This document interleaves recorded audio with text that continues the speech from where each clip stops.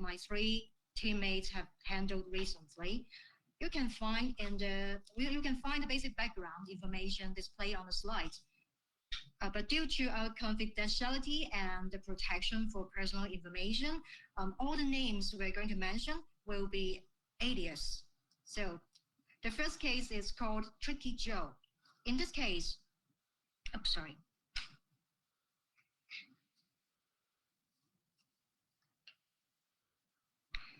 in this case, we are going to talk about we helped a representative office to dismiss its office manager. Richie handled this case, so could you please brief us the case? Of course.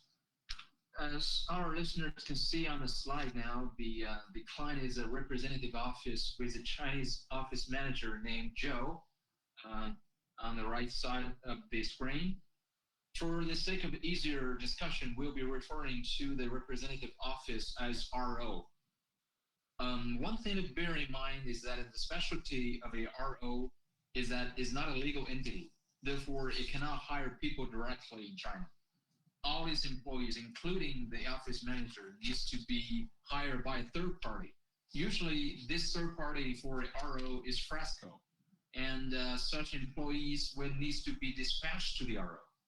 Now, Joe and the RO's headquarters management had a good relationship for nearly a decade. Therefore, they fully entrusted the RO to him. Only shortly before the client engages, they found evidence that he was taking advantage of the RO's business resources and embezzling the company's money. Obviously, this was beyond the tolerance of the headquarters. But the tricky part is, as the office manager, Joe was in control of the RO's very important items, such as the business license, the official stamp, and even the banking key, which means that he can do a lot of things all by himself. For example, he can transfer the company's money somewhere else before anything could be done. So the client did not want to alert him for fear of further damages. Therefore, a guy named Mike on the left side of the screen from the management personnel from the headquarters flew to China personally, and he didn't tell Joe. When Mike arrived at the RO, Joe wasn't there. There was only 2 other colleagues there in the office. So Mike called Joe, but in the letter said he was preoccupied with something that day and he can only meet him the next day. So obviously Mike suspected that Joe have already sensed danger and was avoiding him. Now we found ourselves in a very delicate situation. So how can you guys fire someone without, when he refused to meet you? Mm-hmm. Good question. I think Abby and Olivia may have some ideas. Yeah. Well, I think we may check if there are any articles listed in Joy's label handbook or his label contract. For example, the documents that are hand-delivered or be served to his mailing address have the legal effect of service of process. Also, such delivery methods generally apply to legal practice. Then what's your opinion, Olivia?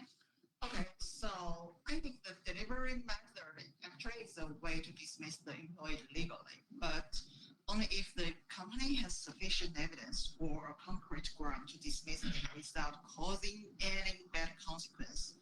And I think in Richie's case, if Joe is found he was committed some tricks harmful to the company, I think Mike may call the police or threat Joe with a message to tell him that, hey Joe, we need to talk with you, and otherwise we will call the police to investigate the suspected crime here, and then to push Joe to show up.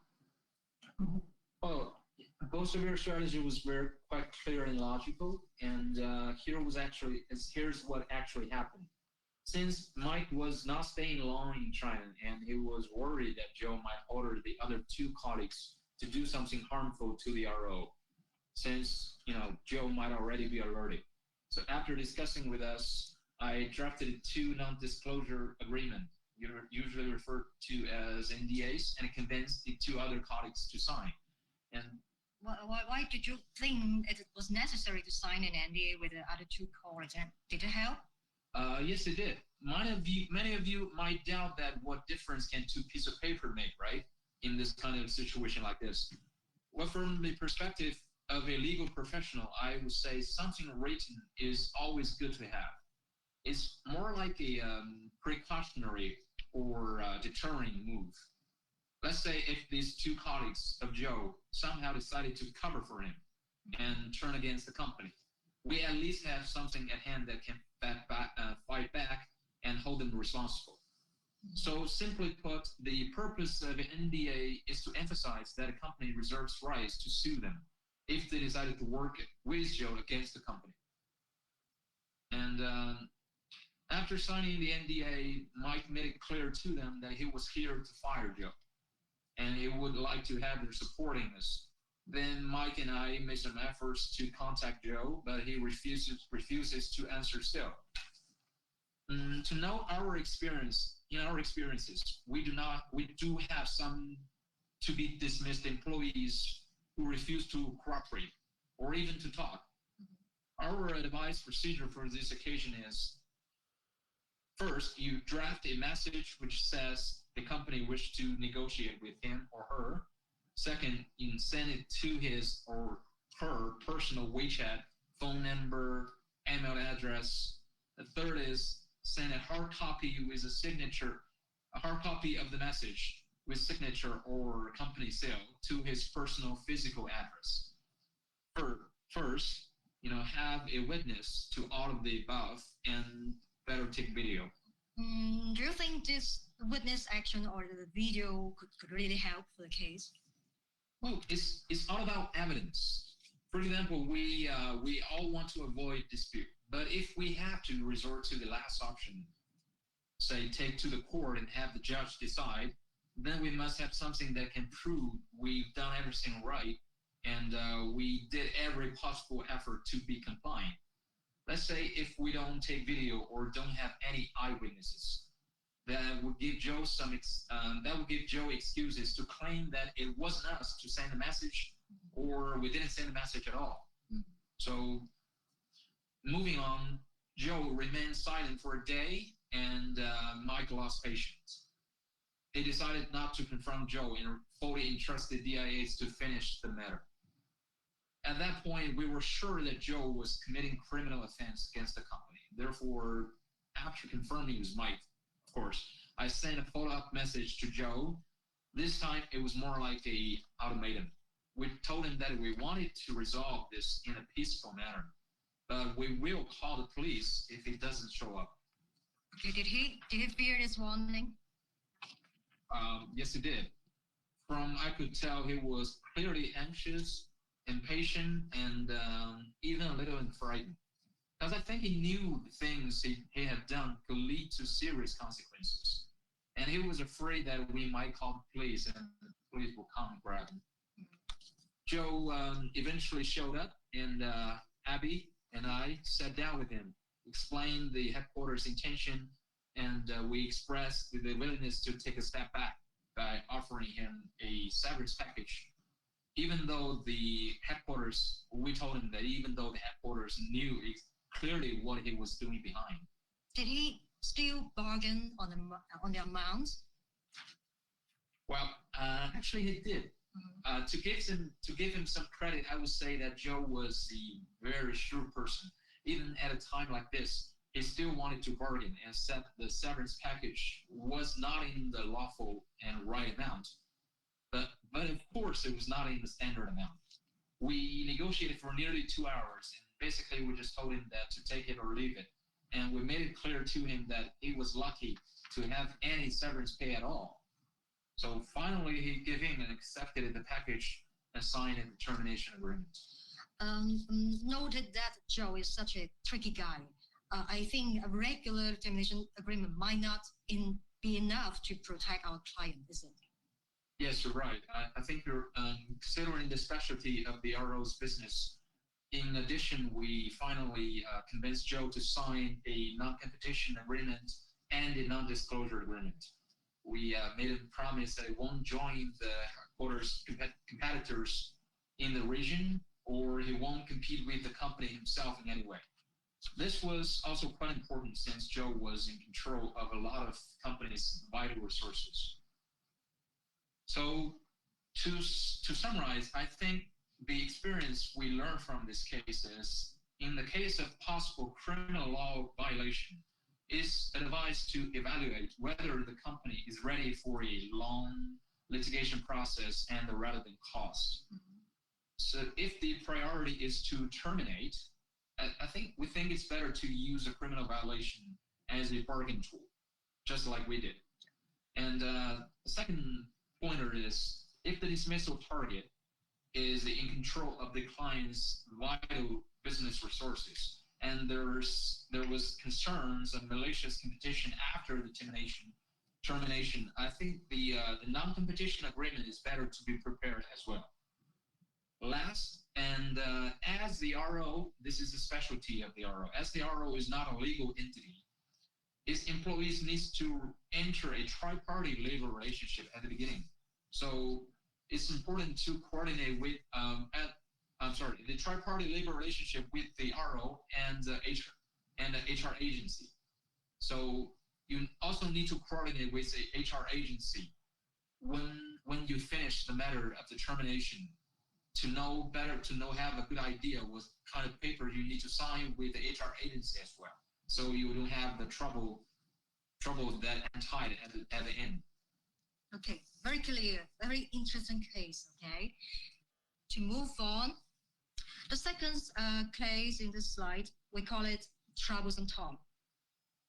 In this case, our client is a wholly foreign-owned enterprise. We call it WUVI for short. This WUVI wanted to dismiss its purchase manager. Could you please brief us more, Richie? Yes. As you can see on the screen, the dismissal target is a guy named Tom, and he's a WUVI's purchasing manager. The WUVI's headquarters has sent down a management person called Nathan to oversee the WUVI's operation. So about this Tom, according to Nathan, he was not a good team player. Many times he showed disrespect to his superiors. He didn't attend to work on time. He filed a complaint to Labor Bureau when the company was simply trying to update their labor handbook. He was just a plain troublemaker. Now, due to the impact of the COVID-19 last year, the company must make some adjustment, and one of which was that they want to get rid of Tom. But the problem we were facing was, even Tom was fairly annoying and troublesome, but there wasn't indeed any substantial wrongdoings on his side. We cannot simply just fire him. If the client really wanted to go instantly, a dearly priced severance package was inevitable. That would be unbearable for a company. They were already at a time of economic crisis. I probably should stop here for a second to explain the calculation of a severance pay in China. In China, the calculation base of a severance pay is your working years. In other words, seniority. So one working year means 1 month's salary of a severance pay. For example, let's name the number of your working years as N. Usually, the least amount of the severance pay you can get when you leave is N plus 1. That is N plus 1 months of salary. Tom has been working for the company for many years. Firing him without legal ground could cost the company a fortune. I thought at least double in his salary at that time. Sorry to interrupt you. It sounds like a big trouble. And on one hand, the management couldn't tolerate Tom's bad behavior anymore. But on the other hand, Tom's behavior was not that worse enough to trigger the lawful dismissal. So I want to ask Abby and Olivia, have you ever faced such a situation in your cases, or what do you suggest? Well, from what I heard from Richie's introduction, Tom was the trade manager of this company, and he has been with the company for many years. Yes. So for this kind of employee that in a senior role, I would suggest the company should negotiate him at very beginning, trying to lower the amount he proposed and like collecting sufficient evidence to persuade him to give up his double in salary compensation and suggest an amount that the company can accept. Olivia? Okay, so for me, I'm thinking about the staff handbook. So the common practice in China is every company will have a staff handbook to have a set of rules on the employee's behavior. So I'm wondering whether there are anything disciplines in this company's staff handbook helpful to dismiss the tricky Joe without troublesome Tom, without any compensation. Well, that's a very good question. No. I'm not joking here. You see, the bigger problem wasn't Tom's bad behaviors, but the flawed labor handbook. After reviewing their labor handbook, we found that it was badly drafted and a lot of bases weren't covered. For example, the definition of first-grade offense in their labor handbook was quite ambiguous. Therefore, it was very hard to determine whether Tom's one-time verbal abuse to his superiors can be seen as first-grade offense. Also, on the part of the sick leave management, the labor handbook stipulated that any of their employees who needs to apply for sick leave needs to provide to their superiors, to provide to the company certificates of sick leave from a 4-level hospital. But there isn't such a thing in China called 4-level hospital. The common standard to have a certificate from, the place you can have a sick leave certificate from, is called first-class hospital at grade 3, or in Chinese is called 三甲医院. So this would result in confusion in determining whether the sick leave application was qualified. Obviously, Tom took advantage of this loophole, and one day he decided simply not to show up and claimed he's fallen ill, and he's been ill for quite a long period of days. Of course, any reasonable man would knew that he was faking. The sick leave certificate he sent to Nathan was only from some unknown street side clinic, possibly his friends or something, I don't know. But it was definitely not from any regular first-class hospital at group.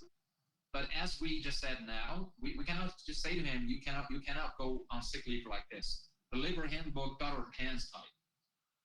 So it sounds like there is no way to dismiss Tom legally. I wouldn't say there is no way, but we need to be extra careful in this case. Basically, there are 2 options left for Nathan to make at that time. The one is, considering that at the moment there was no applicable legal ground to fire Tom, they should wait patiently until he has done something serious enough even to violate the labor contract law, violate the law itself. This way, there is a chance that they doesn't even need to pay the severance pay at all. The second option is they can choose to offer Tom a reasonable severance package, for example, like 1 month of his salary, negotiate with him and try to convince him to take the severance pay and leave. However, judging from his behavior, I don't think this Tom guy will just leave quietly. If he refuses, then we have to go back to option 1. So, after evaluating, Nathan decided to go with option 2, and under our guidance, he offered to talk with Tom to negotiate on the issue of his employment termination. No surprise there, Tom refused, and then Nathan had no choice but to go back to option 1. Fortunately for our client, Tom continued his bad behaviors finally backfired. He continued claim for sick leave by providing clinic doctor slips from time to time and say that he had any headache, a backache, toothache, or so on. And this way, he had not showed up to the office for consecutive 2 months. So finally, we drafted a warning letter specifying all the wrongdoing he's committing, including the improper absence from work, and we formally required him to properly submit the sick leave application.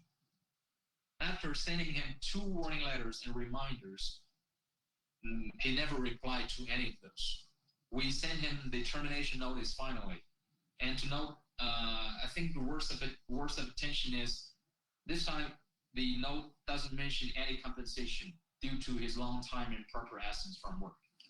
Good try. So what's Tom's reaction?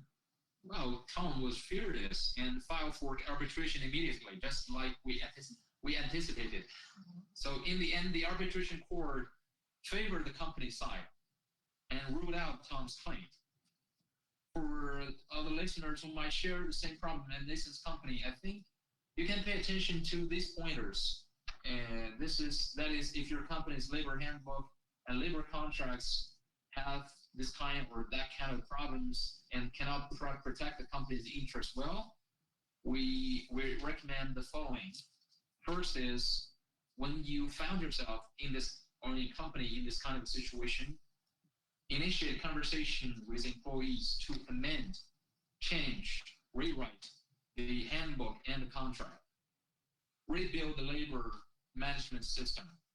The second is always keep record and evidence of any problematic employees. For example, you can take video record of the person's verbal abuse, record their misuse of the company's resources, his bad behavior, or at least when all of this happens, we have eyewitness to them. And third is always show a friendly gestures on the company side and display willingness to negotiate. Leave no excuse for the employees to complain and argue in the face of the court or the arbitration committee. Okay, thank you. I find the case impressive where the company keeps being patient and tolerant, but the employee keeps playing tricks and his tricks finally backfired himself. Very interesting. And it's a very valuable lesson to learn. So let's move on. Now we are going to share another two cases, annoying Ben and the self-righteous Flora. The two employees were working for the same company. So Abby, could you please brief us the case? Sure. First, let me introduce the background to our listeners first. As you could see on the screen, our client is also a company this time. The dismissal targets were two employees, one named Ben, the general manager of the company, and his salary was 3 times higher than the average salary in Shenzhen. The company's HR director named Emily, as you could see in the middle of this triangle. She based abroad and she received thousands of complaints about Ben from other local employees, accused his inappropriate manners. For example, abusing his power as the general manager of the office to benefit himself. Also, humiliated other colleagues through words and this, etc. The other one was a department manager named Flora, and she was still in her probation period. And her salary was a little bit higher than the average salary in Shenzhen.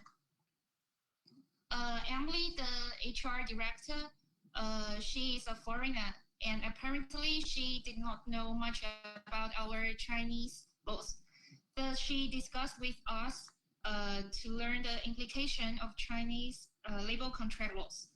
After our discussion, Emily decided to pay compensation and dismiss Ben through mutual negotiation.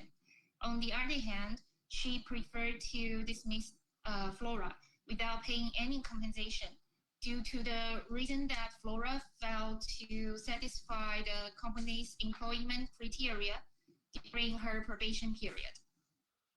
So far, based on what I introduced, I would like to ask, what do you think of Emily's different attitudes towards Ben and Flora? Or do you have any suggestions for her? Okay, well, obviously nobody want to be fired by a company. So that's the truth. So for me, I don't think it is easy to let either of them to go peacefully. And if they understand that the company insists and want them to go, so they will bargain with the company about the compensations and would require actually a large amount of the compensation. So, and also if they failed to reach an agreement with the company, and maybe they will file labor disputes with the company. And so I think the company shall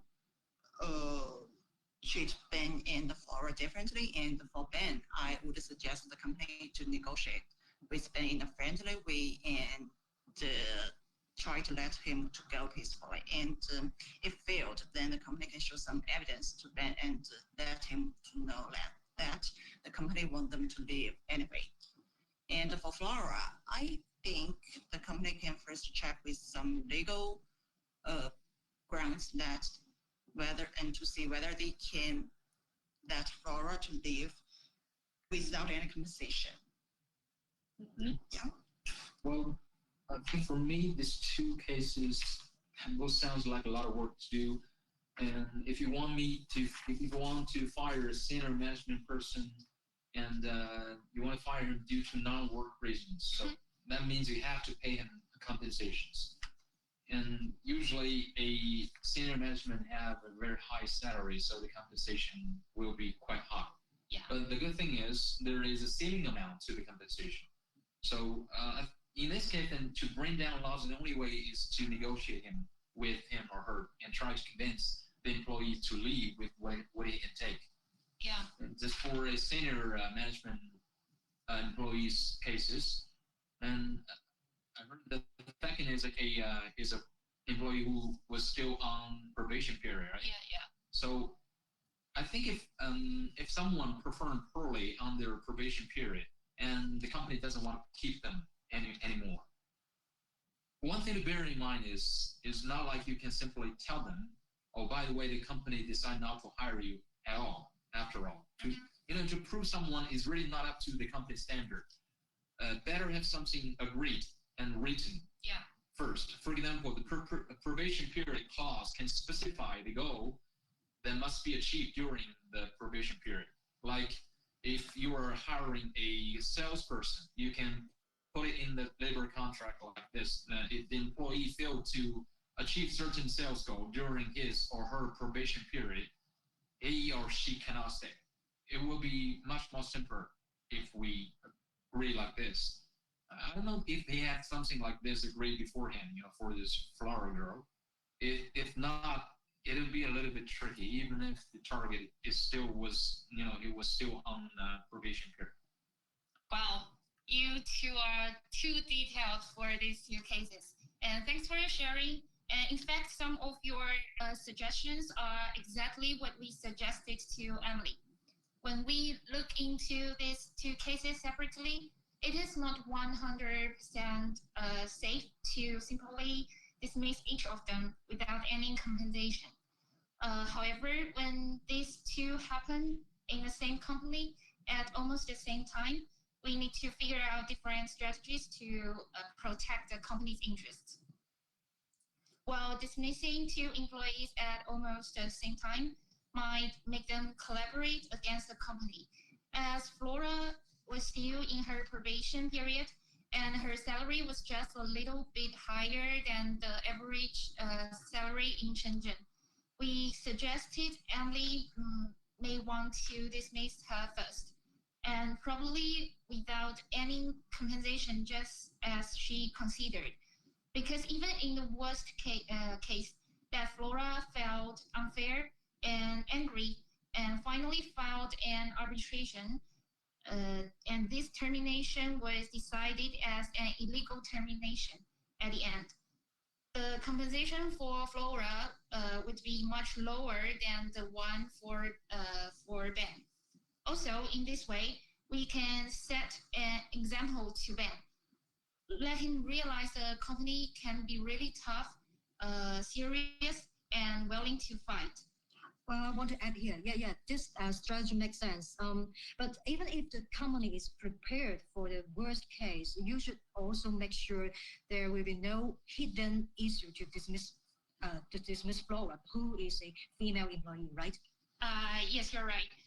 As Flora is a female employee, when it comes to terminating a female employee's labor contract, the topic of pregnancy is inevitable.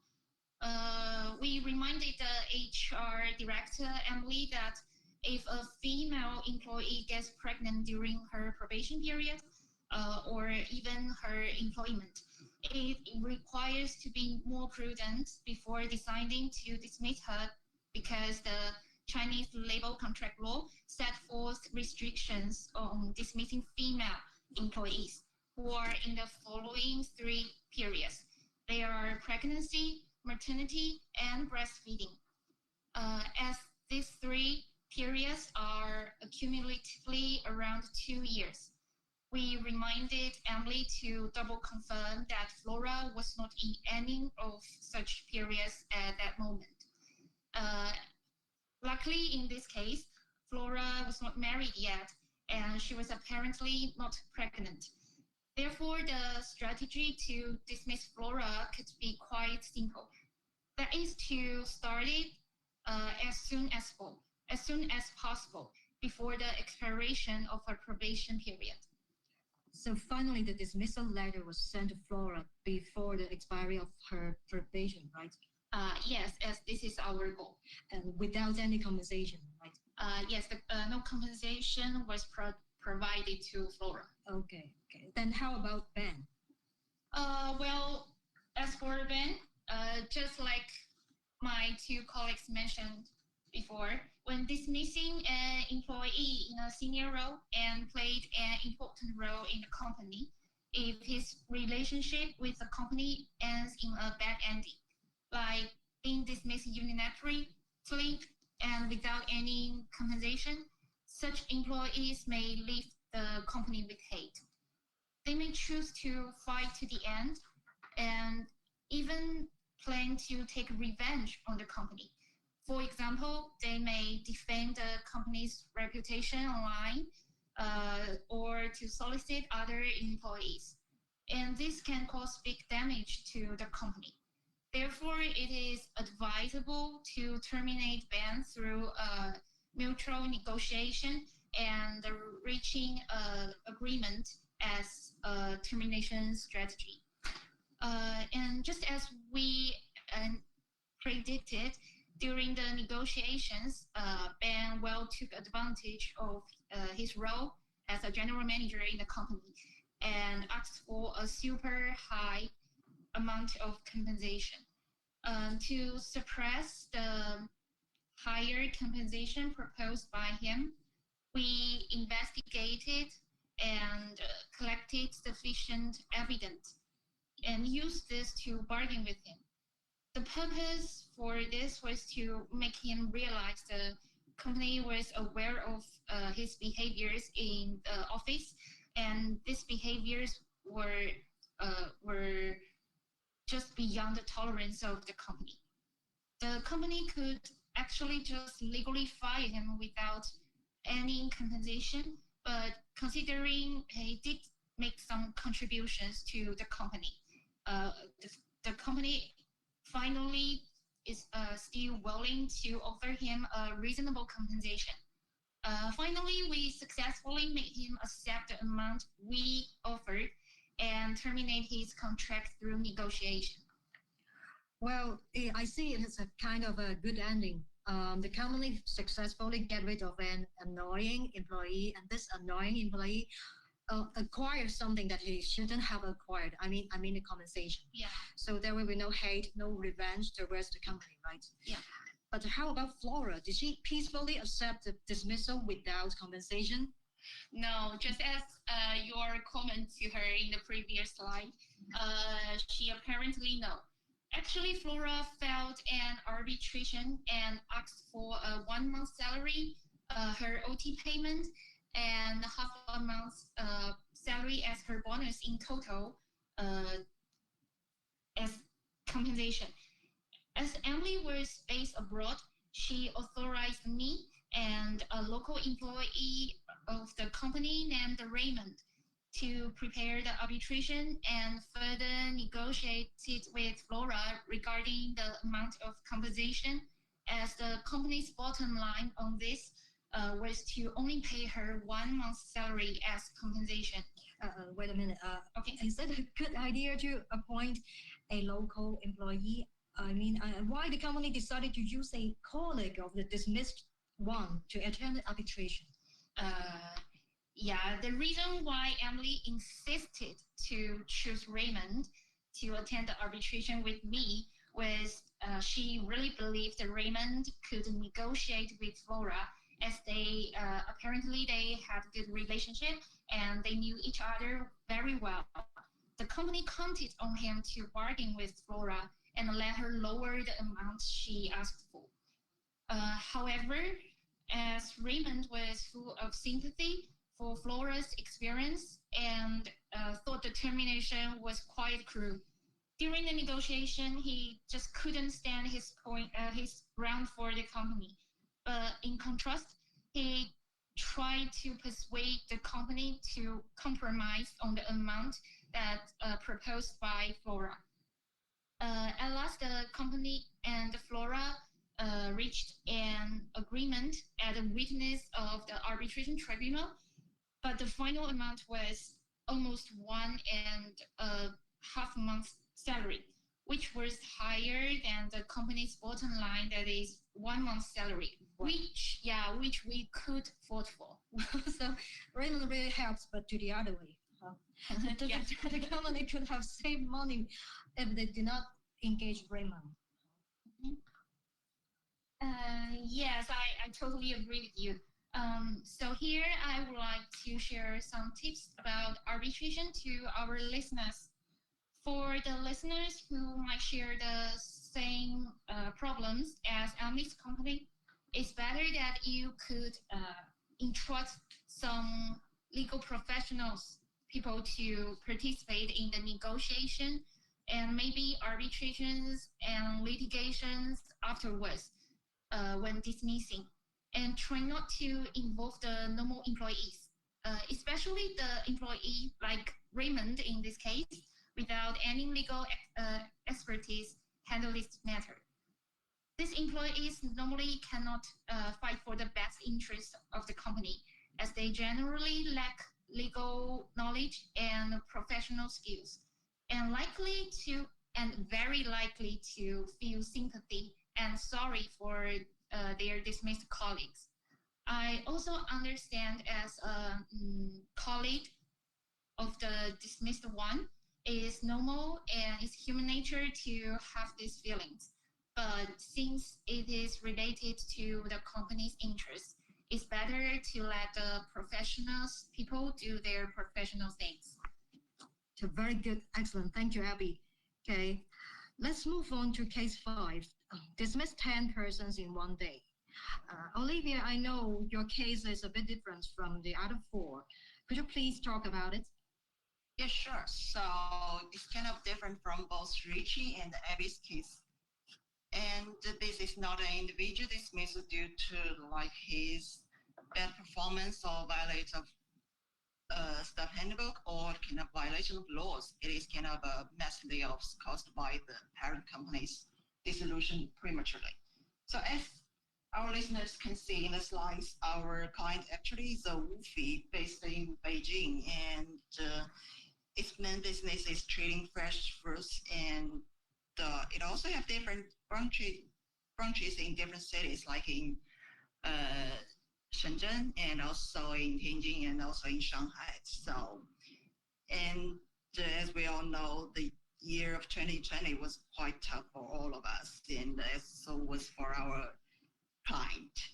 And the market demand on fresh fruits, especially the imported fruits like avocados and also bananas, maybe from Philippines, just decreased under the pandemic. And our client is considering the decreasing market demand and the hardship to continue their business operation. They just decided to close all its branches and the relevant business sites by the end of 2020. And also, our client decided to do the mass layoff of each branch office a couple months ago ahead of the dissolution. And so to have time to deal with some unexpected situation, maybe like labor disputes or any other issues. And for their Shenzhen office, that our DSA was engaged to help with. And the parent company wished to announce the dissolution of the Shenzhen branch as well as the mass layoff on October the 30th in 2020. And they planned to have all employees agree the termination on the same day also. Actually, as you can see in the slide, like the Shenzhen branch office have a total of 10 employees, and most of them have worked there for several years. Different from an individual dismissal, as described before, the most important thing for such mass layoff was how to let every employee live peacefully without causing any complaints or disputes. Otherwise, the whole dismissal and the parent company's dissolution plan would be crumbled. And well, before I continue sharing my case, I would like to ask my colleagues, Richie and Abby, what strategies would you say to use on mass layoffs? So, for Richie? Well, first of all, I always knew that mass layoff can be very excruciating. So I think it was really something for you to pull this off.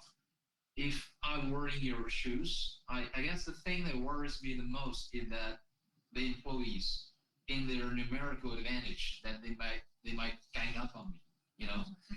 The last thing you want to do is to try to negotiate with the crowd. I think the optimal way, the best way to talk to them is one by one. Get one to sign the paper first, and then the next. Well, that's my take on this. Okay, my turn.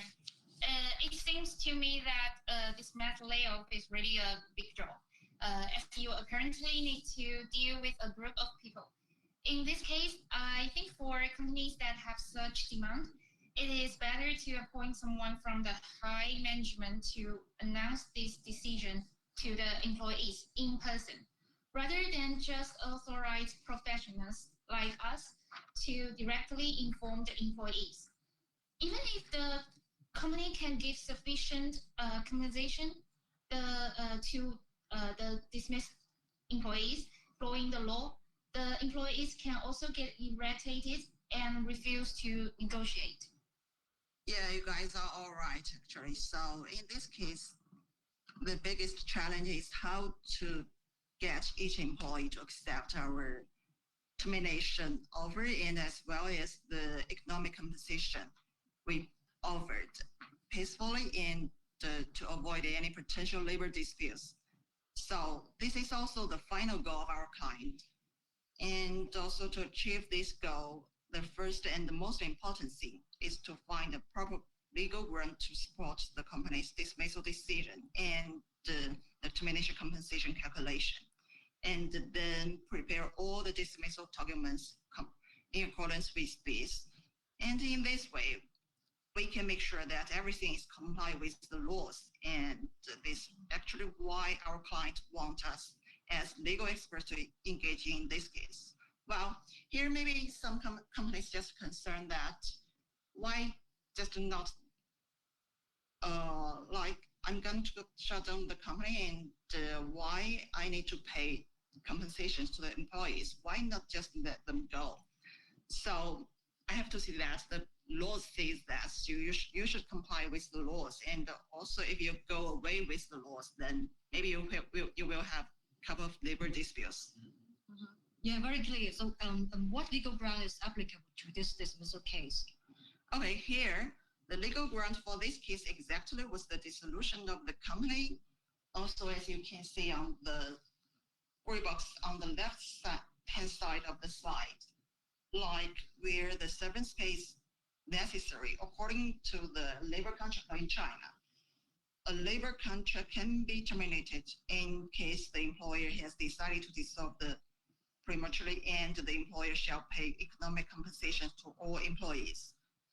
The base for the compensation calculation are the years of the services of an employee, the company, as well as the standard of 1 month's salary for each completed year of the services, which you can see on the right side of you can see in the gray box on the right side. So let's take a simple example of the economic compensation. Like for a guy who works in the company for over 5 years,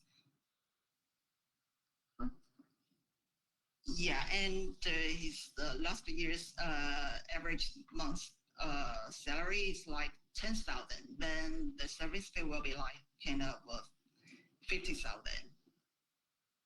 Yeah, and also as mentioned before, the final goal of our client is just to terminate the labor relationship in a peaceful way with all employees, and of course, they don't want to cause any unnecessary troubles.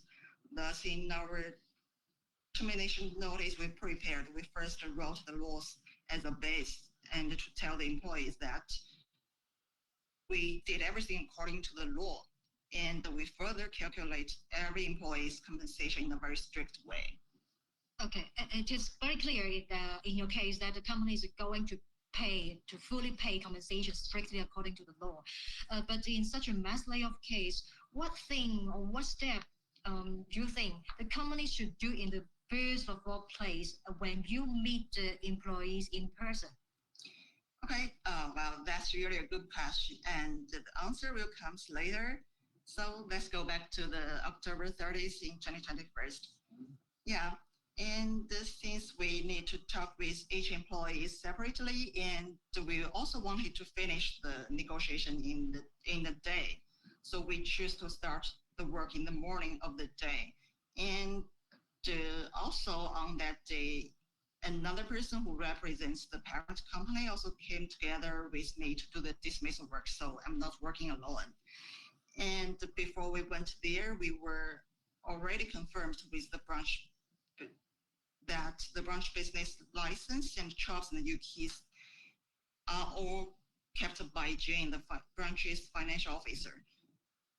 And also Jane was one of the 10 employees to be dismissed. So the first thing I did after arrival is to collect all the aforementioned things as well as the other important things like the contracts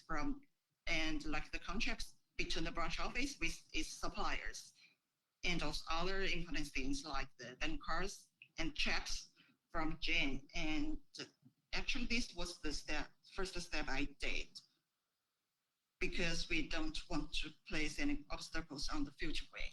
Okay. So to recap what I hear, first of all, before saying anything about dismissal, you collected the most important articles and documents of the company from the to be dismissed employee, and then kept them in your possession. This is very impressive. I can't imagine what if the news of dismissal was announced ahead in the first place. So then what happened next? Sorry, I'm kind of curious. When you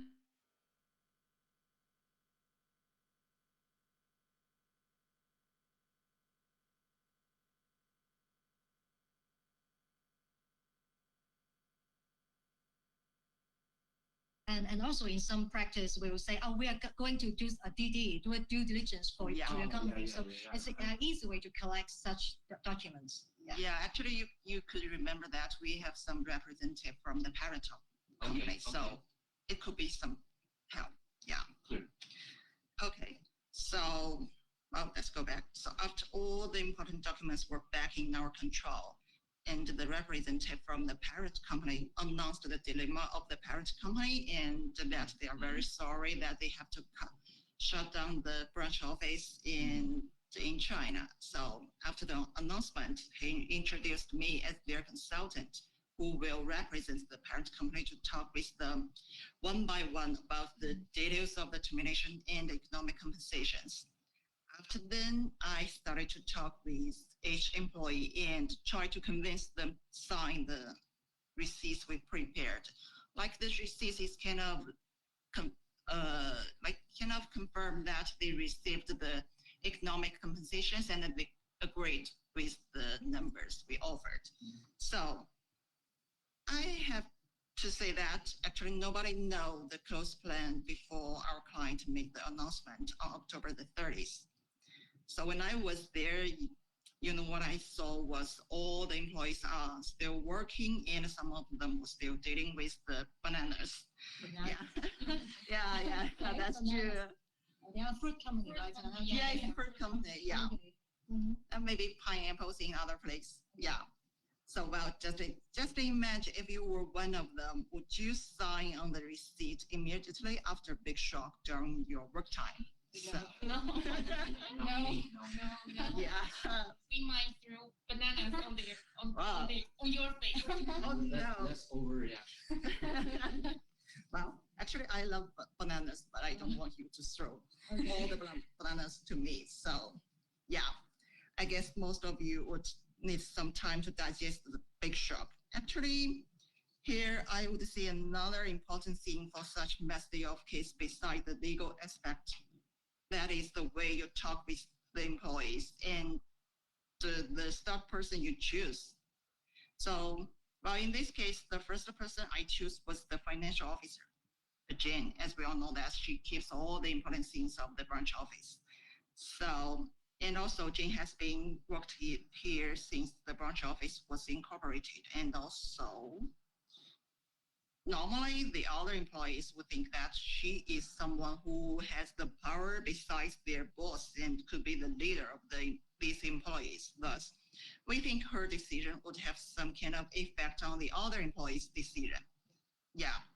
So, even at the start, we mentioned to every employee that our talk with all of them could be confidential. They should not talk with the others, but we cannot promise the results. Yeah. And then I explained the details of the termination notice and showed Jane the economic compensation she deserved, but she just refused to sign the receipt and told me that she should deserve more compensation and would consult her lawyer.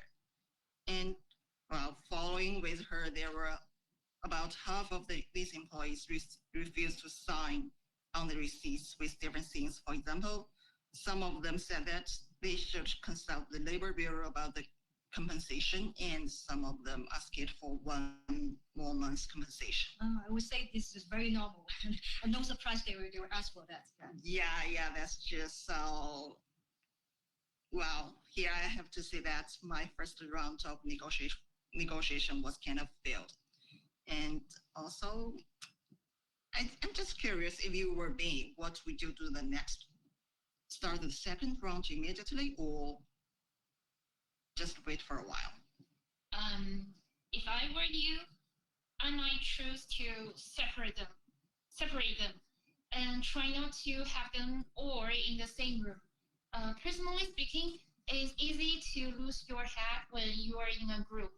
The thoughts and the emotions of other people will affect you. So try to physically separate them.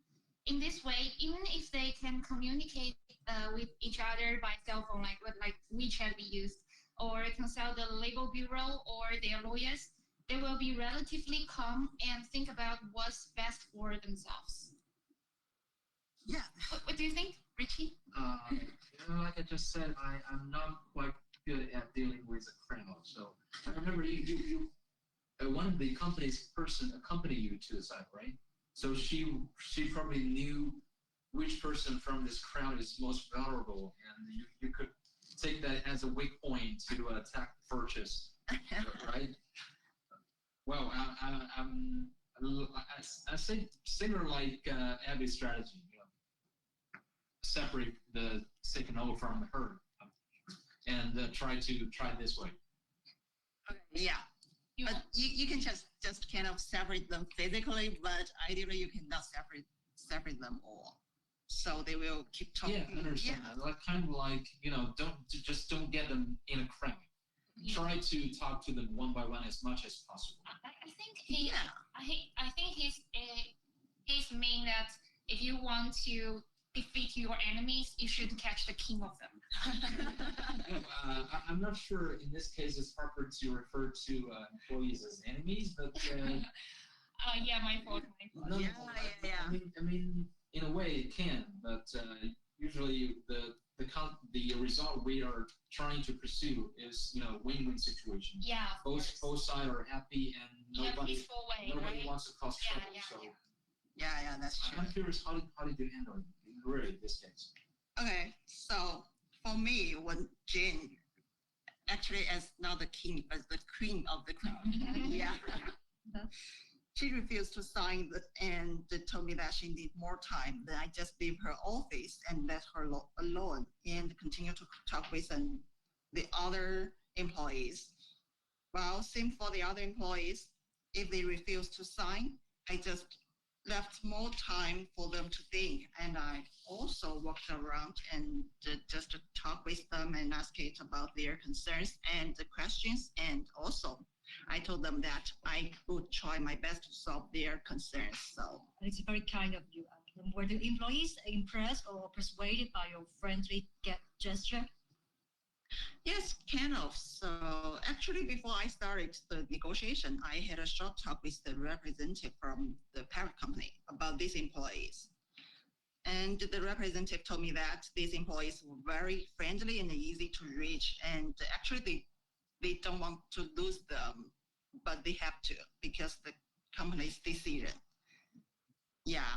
So this more or less kind of gave me some thinking that these employees might not raise unreasonable requests during the negotiation. They just want more time to think and maybe wait for the others' actions. Yeah. But finally, it turned out what I thought were right. Wow. Well, so you may be curious if I'm wrong. What would I do? Well, for the other hand, even they have unreasonable request, we have a legal ground to support us to negotiate with them. And we can also show them the laws that and tell them that they actually have very few space to bargain with the company. And also we are not afraid of labor disputes. Yeah, so in this context, the 10 employees were kind of peaceful and friendly to me. No fight, no violence, no bananas. Well, Olivia, I would say you are lucky in your case because Yeah. first in your case there are only 10 people. And honestly speaking, comparatively 10 people is a small number. If the mass layoff is to dismiss say 100 or hundreds of people, the strategy I think should be of course totally different. Yeah, that's true. Yeah. Second, from your sharing, I feel that those employees are above average educated, so they are reasonable and peaceful. Yeah, you are totally right. Actually, I have to admit that I was lucky and these employees were really very, very nice. You can just not imagine that I also had a lunch with all of them, even they know that I'm the person to have the company to dismiss them. Yeah. And they did not poison you. No, no. They just introduced the dishes to me and offer me different dishes. Yeah. Okay.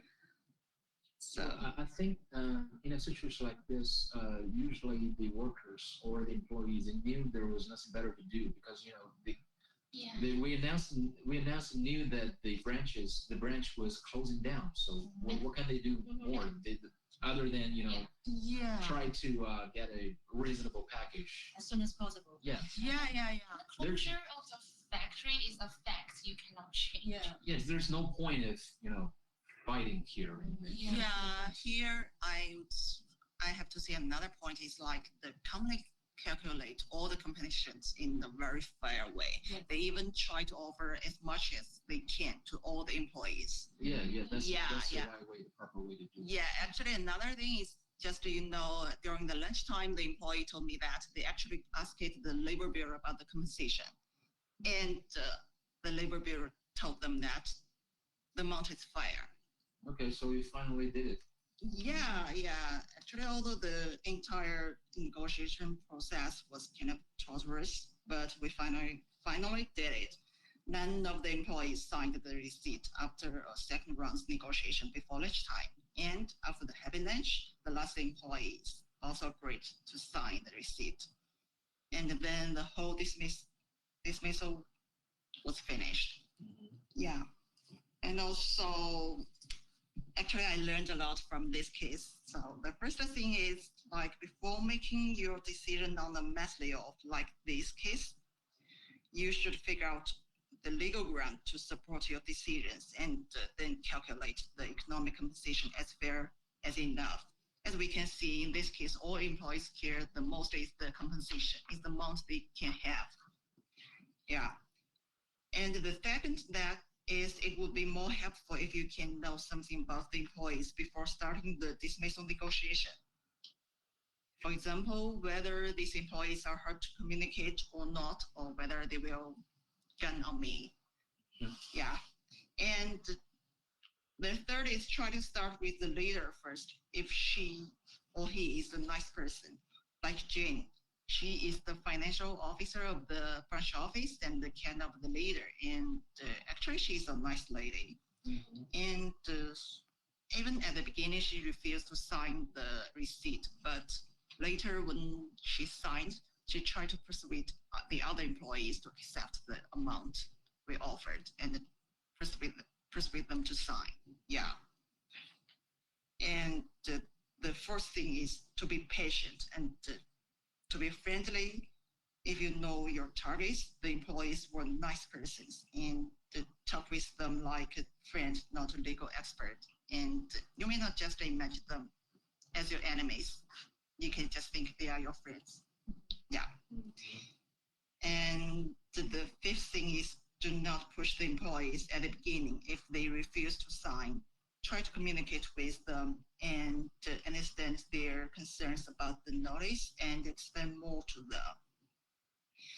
And then the last thing for the large amount mass layoff, I have to say that it was suggestible to divide them into different small groups and to use different negotiation strategies accordingly, either as a friend, like this case, or as a legal expert if they are hard to reach.